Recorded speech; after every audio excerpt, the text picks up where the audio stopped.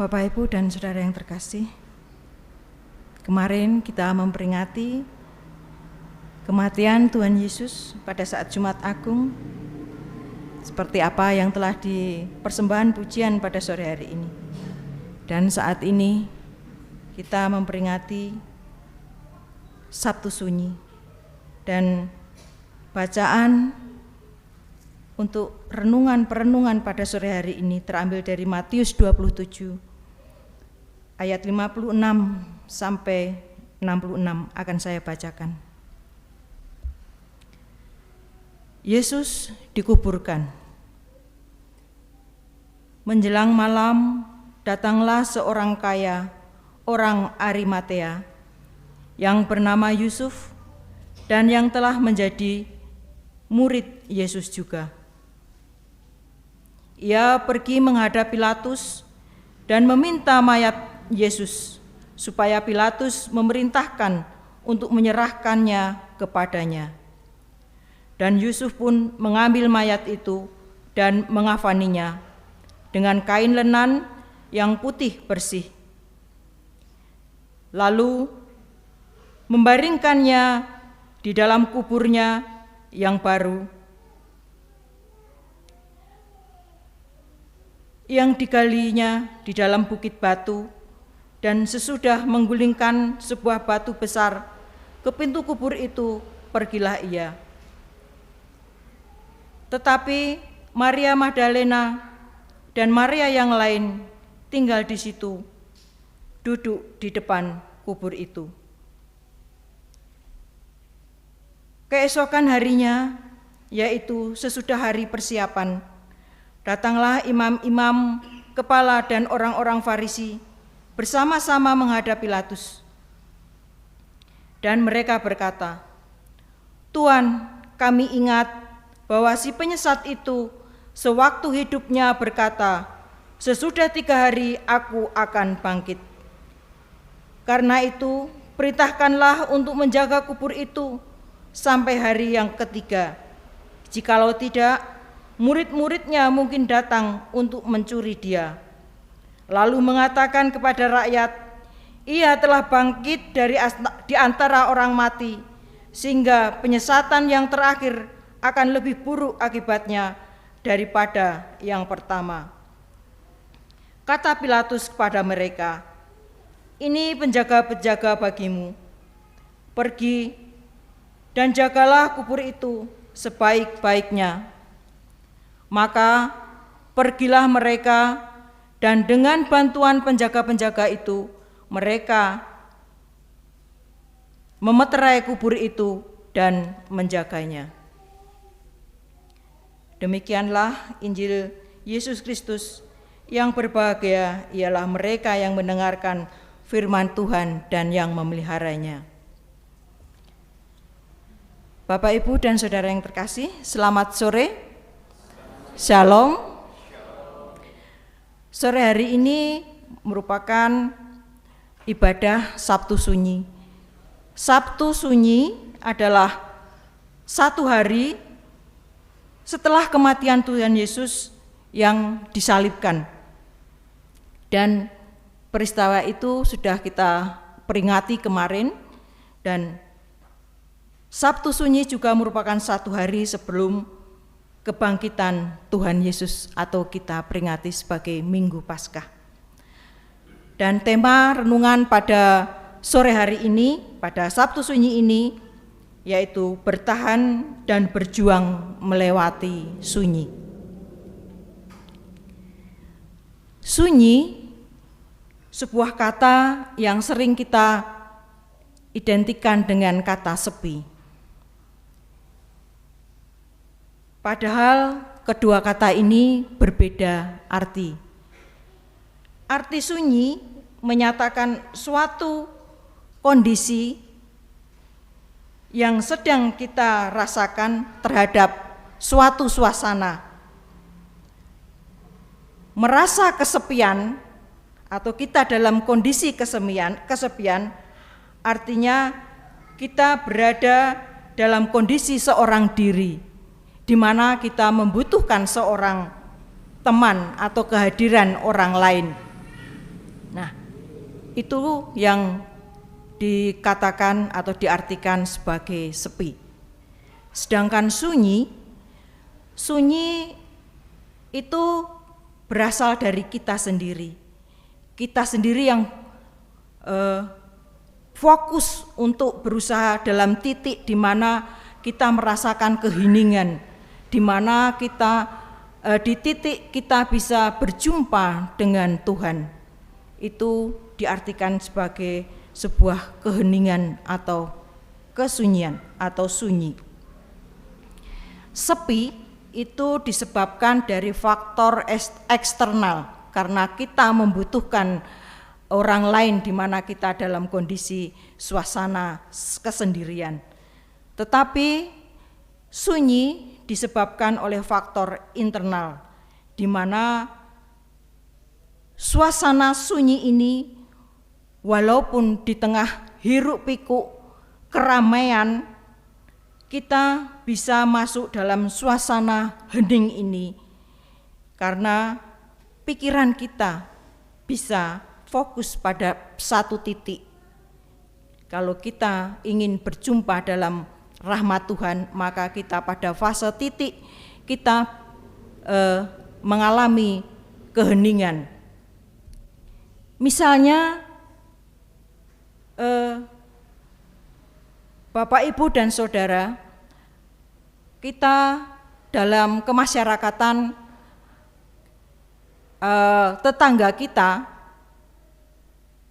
sedang mempunyai gawe atau sedang mantu atau mempunyai acara yang lain, maka pada saat itu pasti sound system dari tetangga kita ini begitu keras volumenya, dan kita sebagai tetangga terdekat saat kita ingin hadir dalam kehadiran Tuhan dalam doa,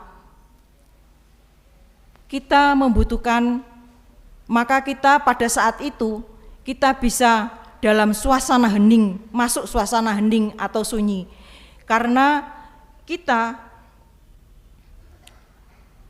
hadir dengan fokus dan kita tunduk di dalam keheningan itu, dan akhirnya kita mencapai dalam satu titik atau fase di mana kita bisa berkomunikasi dengan Tuhan.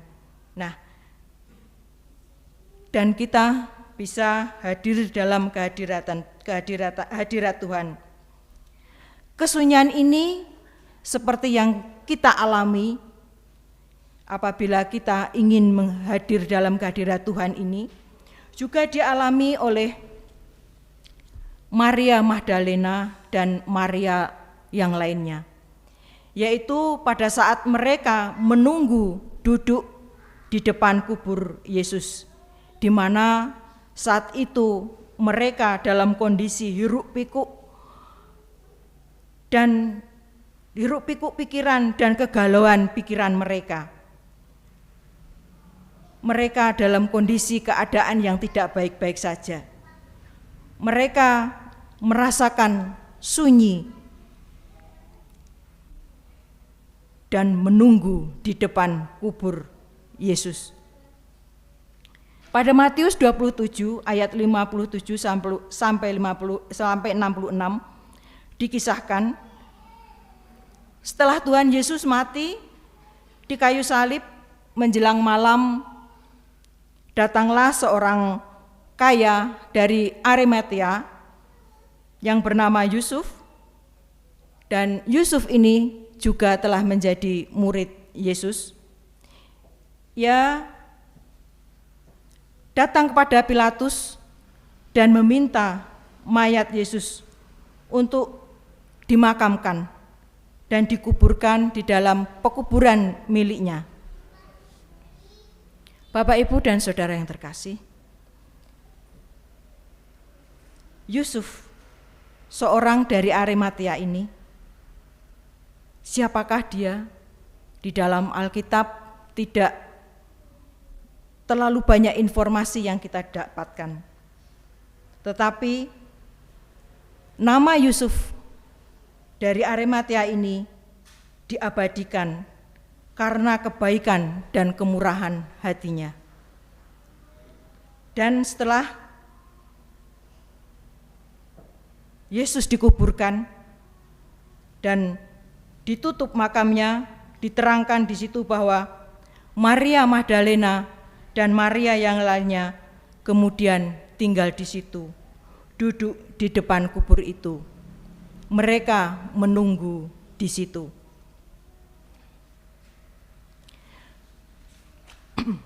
Bapak, Ibu, dan saudara yang terkasih, kita bisa membayangkan bagaimana besarnya rasa kehilangan para wanita pengikut Yesus ini begitu ditinggal sang guru dan anak yang dikasihi. Pada saat itu mereka tahu hanya satu yang bisa mereka lakukan, yakni menunggu. Dalam bahasa Yunani, kata menunggu ini dipakai kata katemai, yang berarti duduk, menempati, atau tinggal. Hal ini menegaskan bahwa mereka berada di sana dalam satu waktu yang lama, menunggu di depan kubur Yesus. Sebab mereka tidak tahu lagi apa yang harus dilakukan oleh para wanita ini. Mereka merasakan kesedihan sekali. Mereka berpikir, barangkali dengan menunggu di sana, di depan kubur Yesus, mereka dapat melihat mukjizat Tuhan. Karena di tengah keheningan itu, mereka masih terngiang-ngiang kata sang guru, bahwa pada hari yang ketiga, ia akan bangkit.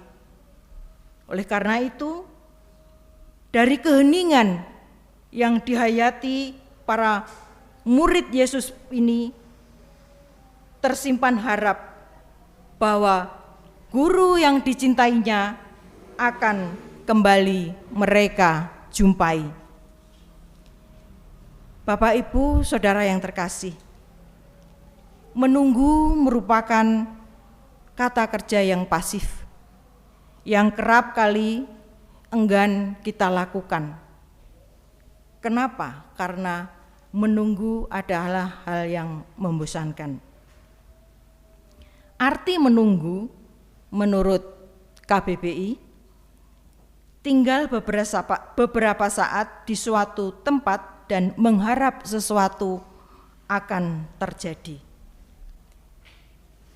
Menunggu merupakan sebuah aktivitas, yaitu tinggal beberapa saat dan mengharap sesuatu. Menunggu merupakan aktivitas yang dianggap orang membosankan dan sering orang enggan melakukan. Sering dalam menunggu kita tergoda dengan rasa yang tidak nyaman, sehingga kita ingin pergi untuk meninggalkan tempat di mana kita menunggu, mencari sebuah kenyamanan dan hal-hal yang menyenangkan, sehingga menyebabkan kita yang tidak setia dalam menunggu, maka kita akan pergi dan akhirnya kita tidak menjadi orang yang setia. Demikian juga tantangan para perempuan murid Yesus ini yang tinggal di depan kubur Yesus. Mereka bertahan dan terus berjuang menggantungkan diri mereka pada secercah harapan. Di tengah rasa duka ini, di tengah rasa duka yang menyelimuti ini, mereka percaya bahwa orang yang begitu dekat kini tidak lagi bisa mereka jumpai. Sambil mengolah rasa sedih, dan kegamangan yang mereka rasakan, mereka hanya bisa diam dalam keheningan dan menunggu. Jadi mereka merasakan begitu kesedihan yang begitu luar biasa, sehingga mereka hanya bisa menunggu diam dalam keheningan. Tentu saja bukan tidak mungkin di tengah keheningan mereka merasakan untuk ingin berbaring di tempat tidur dengan kondisi yang nyaman. Bisa saja mereka merasa lapar di dalam kondisi menunggu dan rasa sedih, atau ada rasa bosan dan membutuhkan penghiburan, ingin bertemu dengan orang-orang lain yang bisa memberikan kekuatan kepada mereka, bisa menjadi tempat untuk curahan isi hatinya. Bapak, Ibu, dan Saudara yang terkasih, ada banyak hal godaan untuk tidak setia menunggu, untuk berhenti berjuang dan berhenti berharap. Namun dalam hal ini tidak dilakukan oleh para perempuan murid Yesus yang setia ini. Mereka tetap menunggu dan menunggu penuh harap bahwa di dalam saat menunggu ini mereka berharap bertemu dengan gurunya kembali. Begitu juga dengan kita. Begitu juga permasalahan yang terjadi dalam kehidupan kita. Kita sering di dalam menghadapi permasalahan-permasalahan yang terjadi, kita sering terburu-buru mengambil sebuah keputusan. Kita sering memutuskan suatu permasalahan dengan cepat. Harapan kita, keputusan ini bisa terjadi dan menghasilkan hal yang baik. Tetapi kenyataannya, keputusan yang kita ambil dengan terburu-buru ini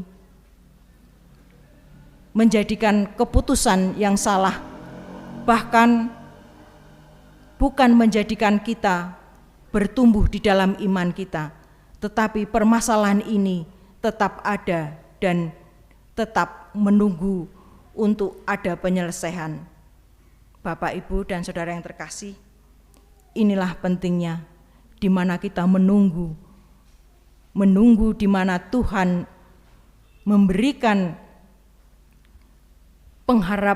memberikan kita sebuah penyelesaian di dalam kasih Tuhan, dan dimanapun dan kapanpun saat kita dalam kondisi permasalahan yang terjadi, pasti kita merasakan suara Tuhan yang diberikan kepada kita, sehingga kita di dalam menghadapi pergumulan permasalahan yang terjadi, di dalam kesunyian, di dalam keheningan pergumulan permasalahan yang kita hadapi, kita perlu menunggu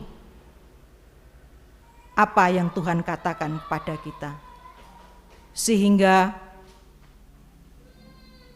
pergumulan yang kita hadapi boleh terselesaikan karena campur tangan Tuhan. Tuhan akan terus mengasihi kita kapanpun itu. Walaupun sekarang Tuhan tidak dapat kita lihat, tetapi kita percaya, walaupun kita tidak melihat bahwa Tuhan telah menebus dosa-dosa kita, telah menyelamatkan kita. Dan di Sabtu Sunyi ini, di dalam keheningan ini, kita diajak untuk terus berjuang, untuk kita terus bertahan untuk melewati sunyi di dalam pergumulan permasalahan kita yang terjadi, sehingga suara Tuhan di dalam kesunyian ini bisa kita dengarkan, dan di dalam setiap permasalahan yang kita hadapi boleh terselesaikan karena Tuhan. Dan setiap kesunyian ini selalu ada pengharapan dari Tuhan. Bapak, Ibu, dan saudara yang terkasih, di Sabtu Sunyi ini marilah kita terus berjuang melewati sunyi dalam badai persoalan pergumulan hidup kita yang kita alami saat ini. Dan kita terus percaya bahwa Tuhan selalu ada dan setia akan janjinya. Amin.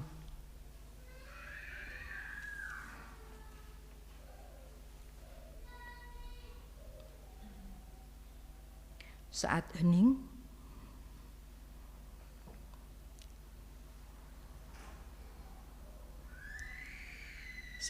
cukup.